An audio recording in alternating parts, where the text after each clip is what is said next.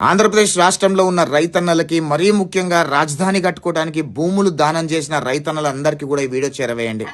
2014 నుంచి 2019 వరకు ఆంధ్రప్రదేశ్ రాష్ట్రం ఎలా అభివృద్ధి చెందిందో మీరు చూశారు. 2019 నుంచి 2024 వరకు ఒక ఉగ్రవాది రాష్ట్రాన్ని ఏ రకంగా సర్వనాశనం చేశాడో కూడా మీకు అవగాహన ఉంది, చూశారు, అనుభవించారు.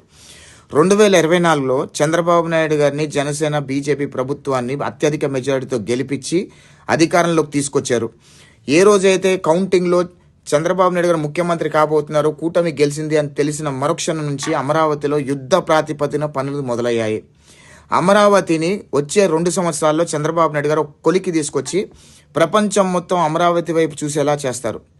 రైతన్నులందరికీ ఈ సందర్భంగా నేను ఒక విజ్ఞప్తి చేస్తున్నది ఏంటంటే, అమరావతి రాజధాని కట్టుకోవటానికి రైతులే భూములు ఇచ్చారు.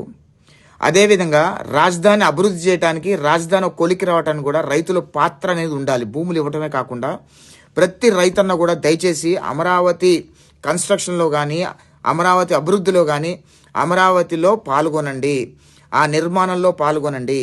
మీకు తోచిన పొలుకో లేకపోతే గడ్డపారో లేకపోతే ఇంకేమన్నా తీసుకొని పిచ్చి మొక్కలు తీపించడమో సూపర్వైజ్ చేయటమో ఏదో రకంగా రైతులందరూ కూడా అమరావతి నిర్మాణంలో పాల్గొండి. ప్రపంచవ్యాప్తంగా ఉన్న ప్రజలందరూ కూడా అమరావతి వైపు చూసి అమరావతి కట్టడానికి భూములు రైతులు ఇచ్చారు.